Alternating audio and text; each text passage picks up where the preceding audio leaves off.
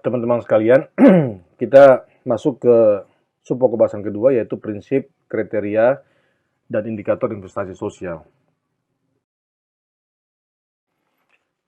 Terkait dengan sub-pokok bahasan kedua ini mengenai prinsip dan kriteria serta indikator investasi sosial, ini sepenuhnya saya mengutip dari kawan-kawan kita, teman-teman kita yang bergiat di corporate social responsibility dari aspek teoritis dan konsepsional, yaitu yang bergabung dalam Social Investment Indonesia, yaitu yang banyak mengomentari mengenai bagaimana membangun investasi sosial bagi perusahaan-perusahaan Anda, yaitu Jalal dan Kurniawan, ya. Jadi prinsip dan kriteria serta indikator ini banyak saya mengutip dalam pandangan-pandangan mereka. Nah, disampaikan oleh mereka bahwa terdapat beberapa prinsip dan di dalam prinsip ada kriteria investasi sosial. Yang pertama adalah prinsip tata kelola dan sumber daya. Ya. Nah, prinsip tata kelola dan sumber daya di sini terkait dengan kriterianya adalah pengetahuan dasar, kebijakan dan strategi. Kemudian kriteria kedua tentang tata kelola dan sumber daya itu adalah pemenuhan sumber daya yang dibutuhkan. Kemudian prinsip kedua di dalam investasi sosial yaitu pengelolaan perilaku perusahaan dan eksternalitas negatif. Nah, di dalam prinsip ini ada dua kriteria menjadi penekanan, yaitu pengelolaan perilaku perusahaan dan pengelolaan eksternalitas negatif. Kemudian prinsip yang ketiga adalah prinsip manajemen pemangku kepentingan dan program investasi sosial. Dari beberapa prinsip yang ada di dalam investasi sosial ini, nampaknya kriteria yang paling banyak ini adalah di prinsip ketiga ini. Adapun kriteria yang dimaksud adalah kesiapan partisipasi, kemudian pembinaan hubungan dengan pemangku kepentingan, selanjutnya manajemen program investasi sosial, kemudian dokumentasi dan komunikasi. Jadi terdapat 4 kriteria.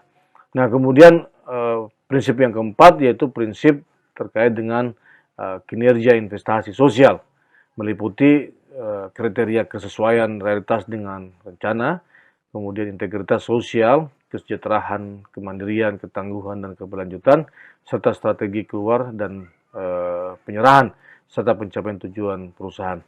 Nah, kurang lebih kalau kita pelajari lebih jauh lagi, bahwa prinsip dan kriteria ini terdiri dari 4 prinsip, ya, sebagaimana yang kemudian saya telah utarakan sebelumnya.